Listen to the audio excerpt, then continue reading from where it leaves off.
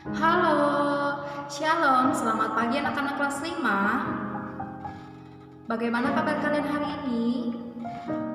Semoga kita semua dalam keadaan sehat, sukacita, dan semangat terus dalam belajarnya ya anak-anak. Hari ini kita sudah masuk pada materi baru kita, materi pembelajaran 8. Di sana judulnya yaitu Roh Kudus mengubah dan membaharui. Dari buku paket kita halaman 104 sampai 108. Nah, anak-anak, sebelum kita masuk materi pembelajaran kita hari ini dan sebelum kita belajar, Ibu akan membawa kita untuk berdoa belajar terlebih dahulu. Baiklah anak-anak, mari kita bersatu di dalam doa. Terima kasih Tuhan buat segala kebaikan-Mu Tuhan di dalam kehidupan kami. Pada pagi hari ini Tuhan, kami mau belajar. Kiranya Tuhan memberikan kesehatan, kekuatan, dan kepintaran kepada kami. Bapa yang baik, kami menyerahkan Tuhan pembelajaran kami dari awal, pertengahan hingga akhirnya nanti Bapa yang baik. Bapa yang baik, kami berdoa Tuhan buat kedua orang tua kami Tuhan. Biarlah Tuhan memberikan kesehatan, kekuatan, serta panjang umur kepada mereka, supaya apapun aktivitas yang mereka lakukan Tuhan sesuai dengan kehendak Tuhan Yesus yang baik. Bapa yang baik, hanya ini doa permohonan kami serahkan ke dalam tangan-Mu. Terpujilah nama-Mu Tuhan Yesus, kini kekal sampai selama-lamanya. Haleluya, amin. Baiklah anak-anak, langsung saja kita masuk pada materi pembelajaran kita hari ini. Mari sama-sama kita buka buku paket kita halaman 104 sampai 108. Nah anak-anak, dari materi pembelajaran 8 hari ini, judul materi kita yaitu Roh Kudus mengubah dan membaharui. Ulang sekali lagi, Roh Kudus mengubah dan membaharui. Nah, anak-anak, ada 4 poin penting yang akan kita bahas hari ini. Yang pertama yaitu apa arti Roh Kudus, kedua peran Roh Kudus, dan yang ketiga Roh Kudus dalam proses pertobatan, dan yang keempat Roh Kudus dalam hidup.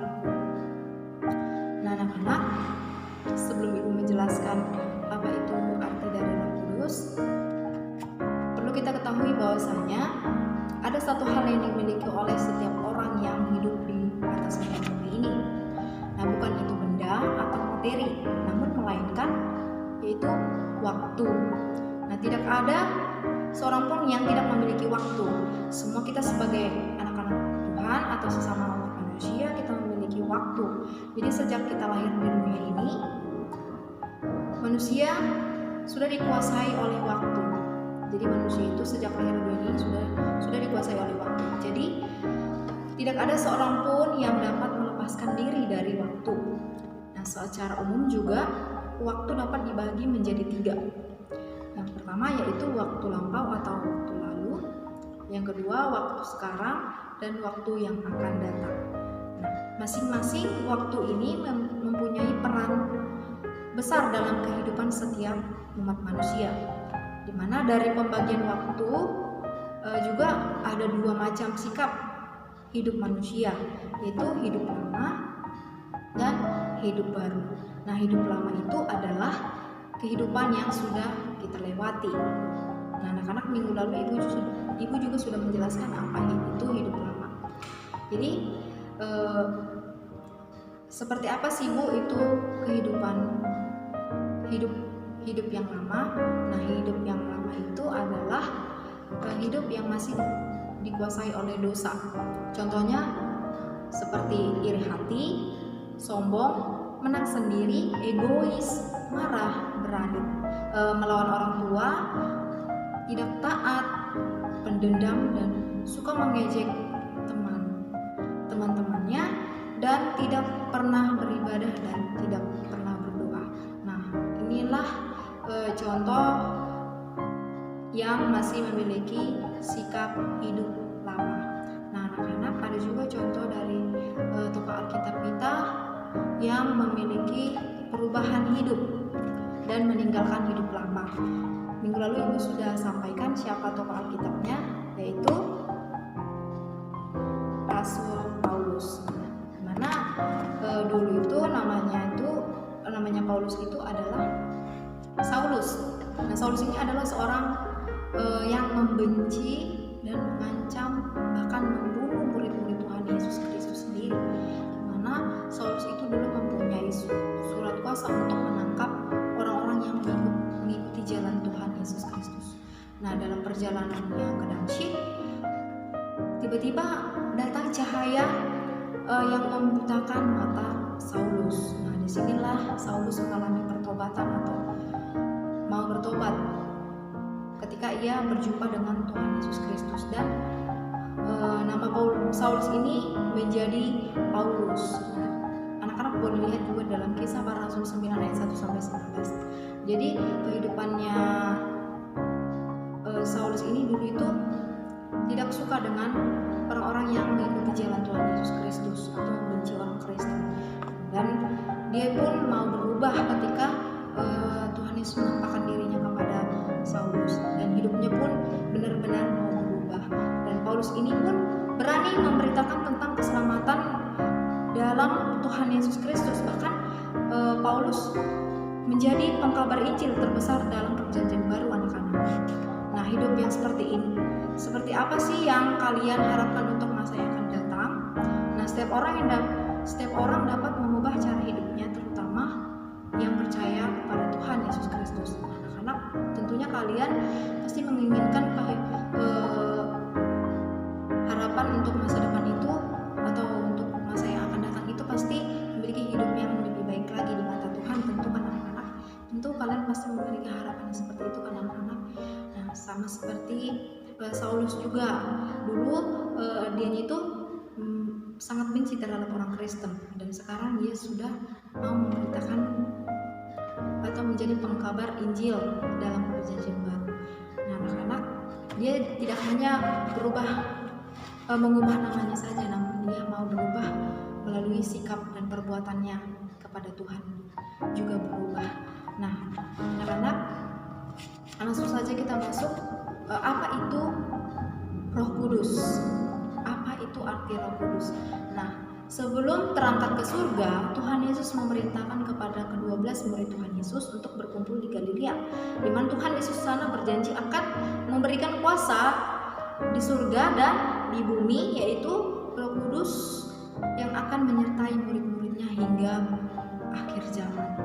Nah, anak-anak, murid Tuhan Yesus pun pada saat itu berkumpul di Yerusalem, di mana mereka menantikan Roh Kudus. Nah, Roh Kudus itu pun Roh Kudus ini turun dengan tanda-tanda suara seperti tiupan angin keras yang memenuhi seluruh rumah. Nah, tampaklah kepada murid-murid Tuhan Yesus, lidah-lidah seperti nyala api yang bertebaran. Nah, dan mereka pun berkata-kata dan berbahasa lain atau berbahasa roh pada saat itu. Nah, peristiwa turunnya Roh Kudus inilah disebut Pentakosta. Nah, Roh Kudus. Jadi di sini Roh Kudus itu adalah yang pertama, yaitu pribadi nyata yang datang untuk tinggal pada pengikut Kristus yang setia, dan yang kedua yaitu Roh Kudus adalah Allah sendiri, yaitu pribadi yang memiliki akal budi, perasaan dan kehendak, dan yang ketiga yaitu Roh kebenaran, Roh Tuhan Yesus, dan Roh penghibur. Jadi Roh Kudus ini memiliki pribadi yang nyata yang datang untuk tinggal pada pengikut Kristus. Yang kedua yaitu Roh Kudus adalah Allah sendiri atau pribadi yang memiliki akal budi, perasaan dan kehendak. Dan yang ketiga yaitu Roh kebenaran, Roh Tuhan Yesus, dan Roh penghibur. Nah, inilah arti dari Roh Kudus. Jadi Roh Kudus ini ada di dalam hati kita yang akan menuntun setiap kehidupan kita. Jadi selagi kita hidup, kita sedang dituntun oleh Roh Kudus. Jadi peran Roh Kudus juga di sini yaitu untuk sebagai pribadi penolong, pemimpin, penghibur, teman yang setia, penuntun agar kita hidup sesuai dengan kehendak Tuhan dan menjadi penghubung antara kita dan Allah. Jadi peran Roh Kudus ini atau peran atau pekerjaan Roh Kudus ini adalah pribadi penolong, pemimpin, penghibur, teman yang setia, penuntun agar hidup kita sesuai dengan kehendak Tuhan dan menjadi penghubung antara kita dengan Allah. Nah, anak-anak, jadi pekerjaan Roh Kudus ini sangat baik dan sangat baik sekali dalam kehidupan kita. Jadi dalam kehidupan orang percaya, Roh Kudus itu melengkapi pelayanannya untuk memberikan kecakapan, keahlian, memimpin, mengajar, mengingatkan orang percaya pada kebenaran, memberikan kekuatan serta jasmani dan rohani, dan juga mengilhamkan para nabi. Jadi anak-anak, peran Roh Kudus itu sangat baik dan sangat banyak di dalam kehidupan kita. Untuk ketika kita banyak masalah, justru kita di situ harus tetap kuat, karena Roh Kudus itu menuntun setiap kehidupan kita dan memberikan jalan keluarnya untuk masalah yang kita hadapi. Nah, di sini Roh Kudus juga dapat memimpin kita melalui dalam proses pertobatan. Nah, kita sudah belajar tentang Roh Kudus dan peran atau pekerjaan Roh Kudus dalam kehidupan orang percaya. Nah, sekarang apakah Roh Kudus juga memiliki peran terhadap orang yang belum percaya? Nah, pertanyaannya, apakah Roh Kudus juga memiliki peran terhadap orang yang belum percaya kepada Tuhan Yesus Kristus? Nah, di sini tentu benar, Roh Kudus itu akan turun berperan dalam kehidupan orang yang belum percaya kepada Tuhan Yesus Kristus. Nah, dalam arti di sini orang tersebut dalam proses pertobatan, maka Roh Kudus akan menuntun hidupnya. Mungkin tadinya belum bertobat, maka Roh Kudus akan menuntun sampai ia mau bertobat. Nah, ingatkah kamu anak-anak, apakah anak-anak ingat akan cerita pertobatan Saulus? Tentu ibu tadi sudah jelaskan tentang kisah tentang Saulus, di mana ia membenci orang Kristen pada saat zaman dulu. Jadi dulu itu di mana Saulus itu membenci orang yang pengikut Kristen. Dia tidak hanya berubah melalui namanya saja, namun ia berubah melalui sikap dan perbuatannya kepada Allah. Justru dia menjadi pengkabar Injil di dalam perjanjian baru. Nah, di mana setelah Paulus ini bertobat, Paulus ini mengalami perubahan hidup yang sangat luar biasa. Nah, setelah mengikut Kristus, ia banyak mengalami penderitaan baik secara fisik maupun secara rohani. Jadi anak-anak kita bisa belajar dari kisah tokoh Alkitab kita, yaitu Rasul Paulus yang dulunya tidak suka dengan orang-orang yang mengikuti jalan Tuhan, namun ia mau bertobat, dia mau berubah untuk lebih baik lagi di hadapan Tuhan, dan justru sekarang dia adalah seorang yang mengkabar Injil yang berada pada zaman perjanjian baru. Nah, karena Roh Kudus ini juga meyakinkan hati orang yang akan kebenaran Tuhan, betapa berdosanya manusia dan memerlukan pengampunan, serta tentang Tuhan Yesus Kristus yang mati untuk menebus dosa-dosa kita. Jadi Roh Kudus ini juga meyakinkan hati orang yang benar-benar sungguh-sungguh datang kepada Tuhan, di mana ketika Tuhan Yesus mati di kayu salib untuk menebus setiap dosa manusia, manusia itu memerlukan pengampunan supaya manusia hidup damai, tentram, tidak ada perkelahian. Tentu di sini tergantung kita meresponi bagaimana Roh Kudus dalam menuntun setiap kehidupan kita, anak-anak. Jadi ibu berharap kalian dapat meresponi Roh Kudus secara baik-baik dan coba introspeksi diri, apakah kita masih sering melakukan dosa. Contohnya orang yang masih hidup dalam dosa itu tadi iri hati, sombong, suka menakali teman-temannya, atau suka mencontek. Nah, seperti itu tuh contoh-contohnya orang yang masih hidup dalam penuh dengan dosa, melakukan hal-hal yang tidak menyenangkan hati Tuhan. Jadi ibu mau sama-sama kita introspeksi diri kita untuk lebih baik lagi.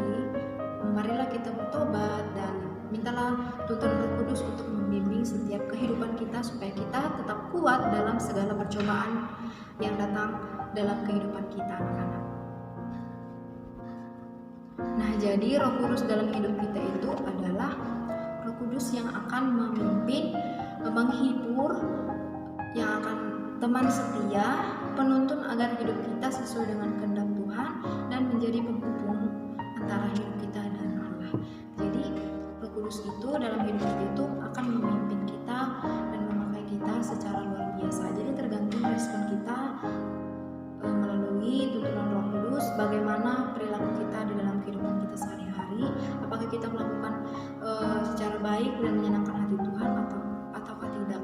Namun di sini ibu mengajak anak-anak untuk tetap introspeksi diri, untuk mau bertobat, tidak suka melakukan hal yang tidak menyenangkan hati Tuhan. Tetaplah melakukan hal-hal yang baik di mata Tuhan dan menyenangkan hati Tuhan. Nah, anak-anak, melalui tuntunan Roh Kudus inilah kita dapat melakukan hal-hal yang baik dan menyenangkan hati Tuhan. Namun di sini ibu berharap anak-anak dapat menjadi anak-anak yang lebih lagi dipakai Tuhan untuk hari yang akan datang, mau melayani Tuhan, mau bekerja di rumah Tuhan dengan sepenuh hati. Jadi selagi kita masih kecil, mulai dari kecil lah kita mau dipimpin oleh Roh Kudus untuk melakukan kehendak Tuhan yang baik di mata Tuhan dan menyenangkan hati Tuhan secara luar biasa lagi. Kita dapat belajar dari tokoh Alkitab kita tadi yang tadinya tidak suka dengan orang-orang Kristen, namun ia mau bertobat, justru sekarang mau menjadi pengkabar Injil di dalam perjanjian baru. Nah, kita pun harus sama seperti tokoh Alkitab kita itu, anak-anak. Kita harus mau memberitakan kebenaran dan kebaikan Tuhan dalam kehidupan kita, di mana Tuhan Yesus telah mati di kayu salib untuk menebus dosa manusia. Jadi dengan cara kita mempraktekkan kehidupan kita untuk taat kepada Tuhan atau sudah mengalami hidup baru, maka kita melakukan perilaku dan tindakan yang baik terhadap sesama kita. Kita mau mengasihi sesama kita tidak mau menghakimi mereka, kita mau menolong mereka walau dalam keadaan susah, walaupun kita susah, namun kita harus bisa menolong mereka. Mungkin mereka dalam kesulitan belajar, kita boleh mengajak mereka belajar bersama-sama dengan kita. Ibu berharap anak-anak dapat melakukan sesuai dengan kehendak Tuhan yang baik, tidak berkata-kata yang kotor atau tidak suka mencuri atau yang lain-lainnya lah, dosa-dosa yang tidak baik untuk kita lakukan. Ibu berharap kalian dapat melakukan hal yang baik dan menyenangkan hati Tuhan selagi kita masih hidup, anak-anak. Itu pesan ibu hari ini. Tetaplah lakukan hal yang baik di mata Tuhan, karena itulah kunci dalam kehidupan kita. Tetap rendah hati terhadap orang-orang yang ada di sekeliling kita. Itu saja materi yang ibu sampaikan hari ini. Nah, jadi kesimpulannya di sana yaitu setiap orang memiliki kehidupan masa lalu yang penuh dengan dosa. Nah, Tuhan memberikan kesempatan kepada kita untuk mau berubah lebih baik lagi. Maka tinggalkanlah kehidupan lama dan masuk pada kehidupan baru, yaitu hidup dalam kasih karunia Tuhan, hidup dipimpin oleh Roh Kudus. Roh Kudus adalah Allah sendiri yang akan menuntun hidup kita menjadi hidup yang berarti bagi Tuhan dan sesama umat manusia. Dan Roh Kudus ini adalah Allah yang menuntun hidup kita menjadi berarti bagi Tuhan dan sesama umat manusia. Nah, anak-anak, itu saja materi yang ibu sampaikan. Baiklah anak-anak, hari ini ibu akan memberikan penugasan atau tugas kepada kalian dari buku paket kita halaman 113 sampai 116. Nah, tugasnya di sana yang akan kalian kerjakan yaitu kegiatan 1. Dari kegiatan 1 sana, halaman 113, kalian baca ceritanya terlebih dahulu. Setelah kalian selesai membaca bukunya, tuliskan makna cerita itu dan kebaikan apa yang kalian dapat dari cerita tersebut. Dan kegiatan 2, alternatif 1, alternatif 2, alternatif 3, dan alternatif 5 bagian B saja, dan alternatif 6. Nah, untuk mengerjakan alternatif 2, kalian akan mengisi kolom. Nanti kerjakannya di buku PS-nya saja, buat kolomnya. Lalu menilai diri kalian sendiri. Yang kedua itu alternatif 2, paper and pen. Di sana bacalah terlebih dahulu Kisah Para Rasul di 2 ayat 1 sampai 17, lalu kalian boleh menjawab pertanyaan yang ada di buku halaman 111. Nah, untuk tugas selanjutnya itu alternatif 3. Di sana kalian akan menuliskan dan menceritakan tentang pengalaman kalian yang menyenangkan sebagai anak Tuhan. Jadi kalian di sini suruh menuliskan dan menceritakannya di dalam buku saja. Kalian tuliskan pengalaman kalian yang sangat menyenangkan sebagai anak Tuhan. Nah, tugas yang selanjutnya itu alternatif 5. Di sana bagian menilai diri juga. Yang akan kalian kerjakan hanya bagian B-nya saja. Di sana kalian akan melakukan saat teduh terlebih dahulu sebentar saja. Nah, lalu bagaimana sikap dan perbuatan kalian selama ini? Adakah sikap yang perbuatan yang sering menyakiti orang lain? Nah, kalian di sana boleh mengisi kolom yang ada di buku paket kita halaman 119. Dan tugas yang terakhir yaitu alternatif 6, paper and pen. Di sana kalian terlebih dahulu mendengarkan penjelasan dari ibu atau membaca bukunya. Ada 2 pertanyaan yang akan kalian jawab. Nah, anak-anak, itu saja yang ibu berikan tugas hari ini. Kiranya ibu berharap kalian dapat mengerjakannya dengan sungguh-sungguh dan semangat.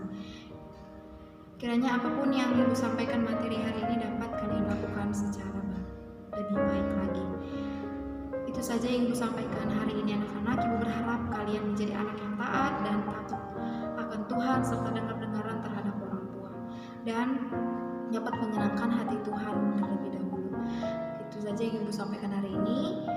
Sekian pembelajaran dari ibu. Terima kasih dan shalom. Tuhan Yesus memberkati.